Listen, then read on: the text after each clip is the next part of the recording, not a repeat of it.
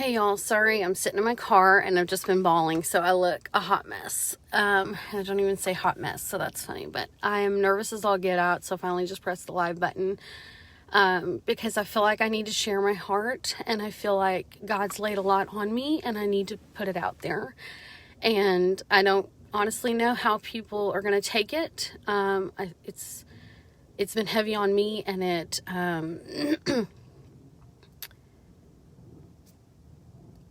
been heavy on me. So anyways, my heart is super heavy today.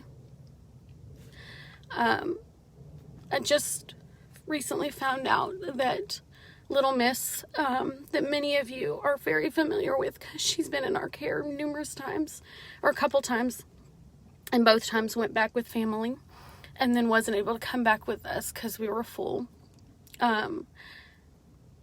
Her behaviors and things are getting worse and harder, and she's being moved again, and that was our biggest fear, was that she would keep getting bounced in the system, and that she would get bounced around to families, and that nobody would ever want her. We didn't share a lot, especially on Facebook, because lots of reasons. We're human, and it's hard. Foster care is super hard. You've got kids that have been removed from a home and don't know what to do, and are struggling. And this poor sweet girl was removed shortly after her second birthday and had gone through stuff nobody should ever go through. And then she's been in a lot of homes, and she's been moved a lot. And I'm sure we even felt like before she came to us, before she was removed, that she was not wanted, that she didn't feel wanted in her own home when she was there originally. So we worried, because we know in the foster system there are children who age out of the system, meaning by the age of 18 they have not been adopted. And I'm sharing all this with you because if you're not in the foster world, you don't know these things, because we didn't know these things until we got there. I know I look awful. The lighting is terrible because of the car. I'm sorry. Anyways, this is going to be longer than I thought because I'm sharing more than I expected. But anyways, so having said that, we knew she was also had a lot of stuff. And so behaviors are very, very difficult. And we were so worried she'd be that child. You'd hear of these people that age out at 18 and they've been in foster care since they were 2. And you're like, how does that even happen? And my heart has been heavy from the beginning, that I feel like this is the type of child that happens to, because it's very difficult. It changes your whole world when you take in these children. But it already is a very difficult world to be in, and dealing with the trauma and dealing with the things and helping kids and all of this stuff and emotions and the parents' involvement and all of these things. But then on top of that, when you add, most of these kids don't take that well, so they already have different behavior things. But when it's extreme, like I can't even tell you, people would not understand because they wouldn't see it. To me, I feel bad explaining it this way, but and I'm not saying it was demonic, but I feel like it was that kind of the tantrums, the outbursts, the things, the screaming for hours and hours. It was like what I would picture a demonic type situation, right? So I'm not saying she was demon possessed. I'm just saying, if you're trying to visualize, and well-meaning people try to help and try to suggest things, and there's just no suggestion. Anyways, I say all of this to say that she's going to be moved again. And my heart is just so broken for her. And this morning, it overwhelmed me, because our church has done for a while for the one thing, and really seeking out the one, that God leaves the 99 and seeks out the one. And this morning, she felt like that one. You know what I mean? And I felt like that people, like, who's gonna fight for her? Who's gonna seek her out? Who's gonna make her the one that matters the most? And it just really hit me that as a church, and I'm talking to all Christ followers, so I'm not just talking about my church in everything I'm gonna say. I'm specifically referring to Christ followers. We need to do more, y'all. We're not doing enough. And I'm not saying that means you have to take in kiddos. And it may look all kinds of ways for you. But especially in the church community, we're real big on pro-life. And we talk about pro-life and save the babies. And oftentimes we're ridiculed for that because they're like, what about when babies come? Are we there for the parents? And we get that a lot. And there are ministries out there for that, and those things need to happen more too, being there. We support the Pregnancy Center huge here in Grand Prairie, and they're big on supporting the moms and helping the moms, and I think that's huge too. And they were the ones that really opened my eyes to not just looking at it as the baby, but looking at it as the parents. But anyways, we went to a retreat this weekend, which was totally a God thing and timing, because we were really questioning everything and how many kids we should be taking and how hard everything is. And it just really hit me this morning. There is so much more the church could be doing.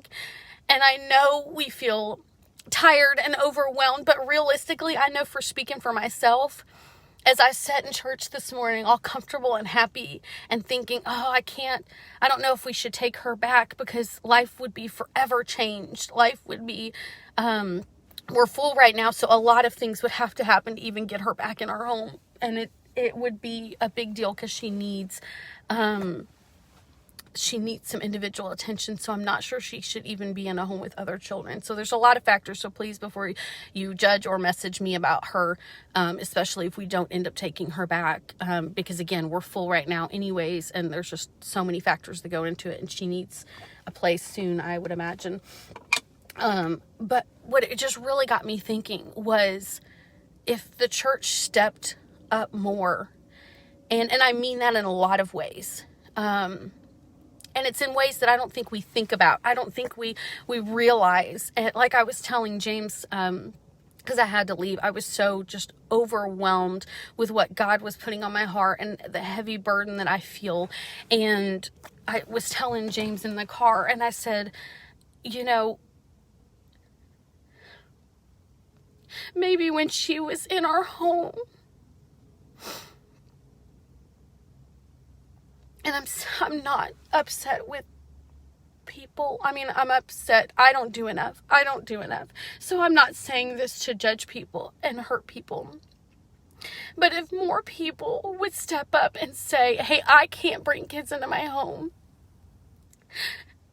but I recognize that this is a hard road and a lonely road in a lot of ways, that maybe I could come over one day a week or even one day a month and just hang out with the kids so that you could take a nap, or so you could go to the store alone.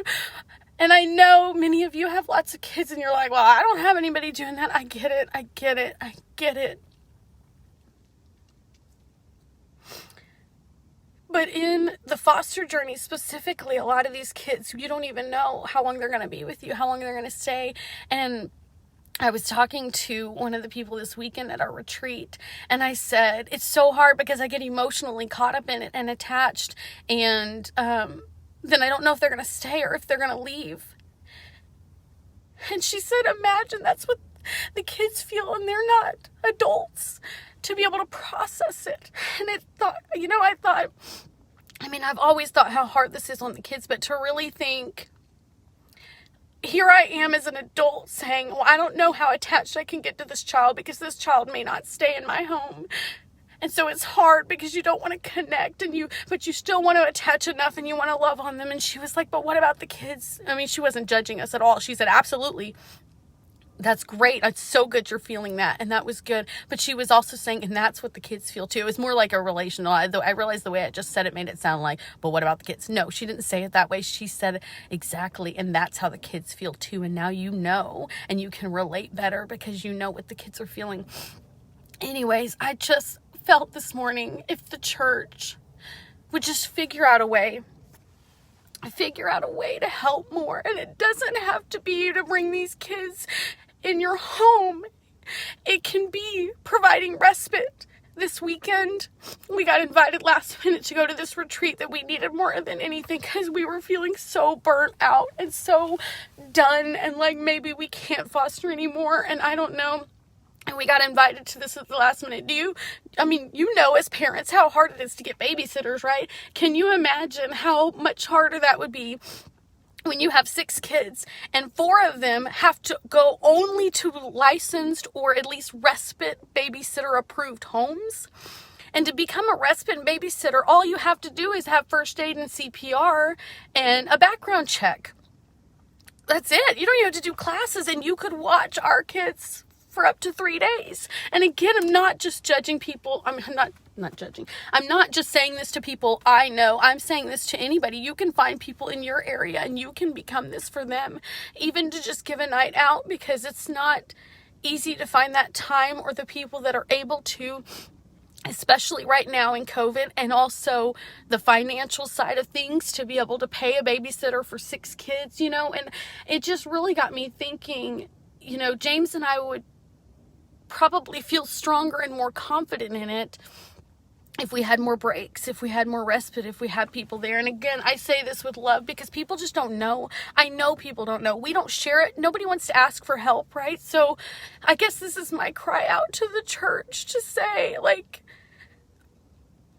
look for the people around you in your community, in your area. Even if you can't do foster care, even if you can't adopt, there are things you can do. You could make a meal once a week or once a month for them. You could say, hey, I'm going to come over and just help you clean your house or do your laundry if you don't want to do anything with the kids, because there's options, there's things, there's so much. Because I know not everybody is called to bring these kids in their home. But so, having said that, my heart with the church right now is so heavy. Because there's so much going on in our world and so many hurt people. And I'm not even just talking COVID, I'm talking in general. But I hate with a passion what COVID's done to our churches. And I'm talking to all churches, so I know this is going to upset somebody. And I'm sorry, but I'm not, because I feel like God's laid this on me.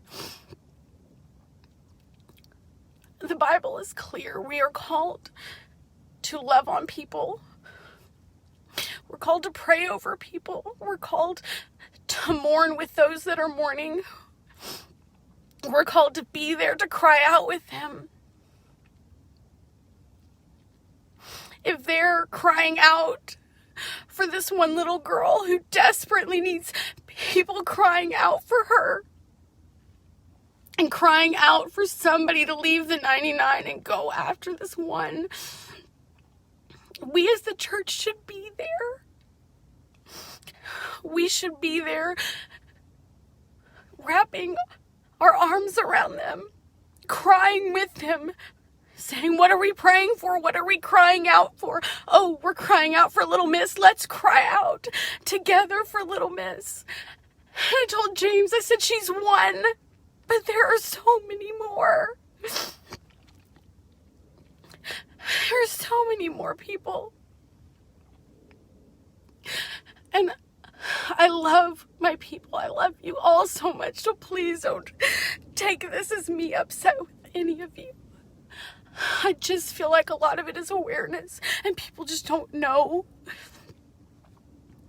It's so hard, I know, because many of my friends and family are parents, and so they've raised children, and it seems like it's the same. It's not, it's different, but I'm bouncing around, I'm sorry, but I'm just so hurt right now that I feel like, and I know people are commenting, and I'm sorry, I'll read them later.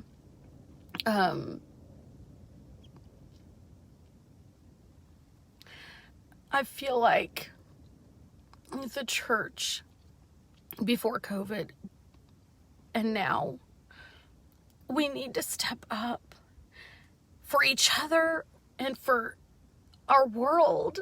Like this morning, I sat in there comfortable, and I didn't want to go hard after Little Miss because I thought, and again, I don't know. I'm praying hard. You guys pray with me, because I really don't know if Little Miss is the right fit for us, because I truly believe she needs a lot of love and attention. And that was my prayer before. She wasn't able to come back to us because we had a full house, and we have a full house now again. And I keep feeling like that's God's way of saying, like, there's somebody. But I really think she needs a home that maybe is where she's the only child. And that's what I told them in the beginning, and they didn't listen to me. So that's a whole nother story. But, she needs a lot. So I'm not saying we're the right, and I believe it would be wrong for us to take her back in if that is truly not God's plan. So please, before you say any of that stuff, because I know you guys love me, you love Little Miss, and so I know. But anyways, I got sidetracked again. There's more than just Little Miss. Obviously, Little Miss, she needed, and right now I do believe she needs me on my knees praying for her and crying for her. And that doesn't necessarily mean she comes into my home again, but that means that I'm crying out that someone will fight hard, and someone will say, you know what, I don't need an easy life, you know? I don't need to sit in my smugness. And I told James, I said, you know, that's how we get, right? Even I get this way, even in my, what I think can be a very hard world I'm in with the children in my home. It's still easy sometimes, right? I come to church, I do the praise and worship, listen to the sermon. Where are we going to go for lunch? Oh, if we want a nap, or we'll go to Six Flags or whatever. And and then we go about our busy lives, right? And that's not what God has called us to do. Like, we are supposed to be making a difference in this world. And right now, with everything that's going on, I just feel like the church is closed off more. Obviously, like, we literally closed our doors. And we can debate all day long. And I hope, if you don't know by now, I truly care about people. And it has been a hard year when every billboard is reminding me that I obviously don't care about people, because I feel like, as the church, people need people. And backing away from people when they need you the most is not what should be happening. When people are mourning, when people are sick, when people are dying, that's when they need people the most. And we've all backed off. And some of us want to not back off, but we feel like we can't because we're going to be judged for it. Or we're going to be told that we don't care. Or we're going to be told that, I mean, the list goes on and on. You guys know it. I don't even have to tell you, but I believe truly that there are people who wanted to cry out and mourn with me this morning, but didn't. And I cried out and mourned alone. And I'm not saying that to judge my church. I love them dearly. So I'm sorry if this hurts people. But God has laid this on my heart, and I have to share it. I can't not share it. Because I know you were in there, and I know you wanted to cry and mourn with me, and I know you didn't, because you didn't know if you could. You didn't know what people were going to say, what people were going to do. And I hate that. What is it doing to our churches when we can't join together and cry out for a little 4-year-old girl who deserves a whole church to cry out and mourn for her and beg for the right family to be there, to step up, to become licensed. And there's more of her. There's more Little Misses. She's not the only one. And her case is one of the more extreme. So the other cases aren't even that extreme.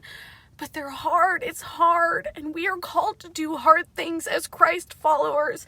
He's called us to that. He didn't call us to this easy life where we just go to church and then go home and eat our lunch and then take a nap and then whatever. And I love that too. I love doing that too. I love the praise and worship, and I love the preaching, and I love the fellowship, although again, we've lost a lot of that this last year. But I just wonder when do we say it's time to start being the church? And I truly believe this was not just, I believe this was beforehand too. It's easy for us to get caught up in our life. I'm guilty too, as I was telling this to James earlier when he was sitting in the car with me, because I just couldn't sit anymore. I had to come out to my car because I was just overwhelmed with God and what he was laying on my heart. And I told James, I said, I have to share it. I know I do, but it's hard because I know I'm going to lose people. And that's hard for me because I'm a people person. And I love people so hard. And I don't want to lose people because I love you guys. But sometimes I think we need the hard talks. I need the hard talks because I'm just as guilty. I told James I'm far from perfect. There are so many days that I think, why am I a foster mom? I am terrible. Like, I'm awful. And I don't share Jesus enough. We don't pray enough. I don't talk in the Spirit enough. I fall short all the time. Sometimes I wonder if I'm doing worse damage because I'm not sharing God with them more. I'm not praying with them more. I'm not reading the Bible to them more.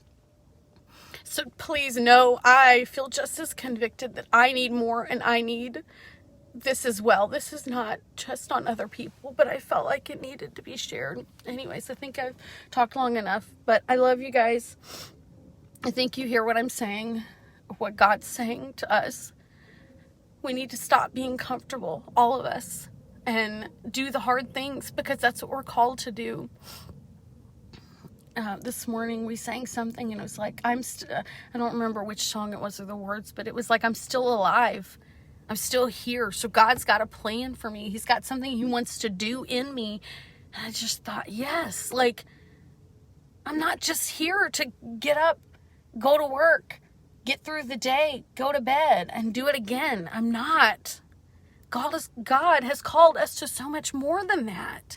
If that's how we end our life, what good was it? And obviously we've got to work and we've got to do these things, but there's still just so much we could be doing. Anyways, I love you guys, and my church is actually just now getting out, so I feel a little bad. And I went live on purpose while they were still going because I think it's going to be hard. I think people are going to be upset with me, but I love you guys. I hope you know that, and I hope you hear my heart.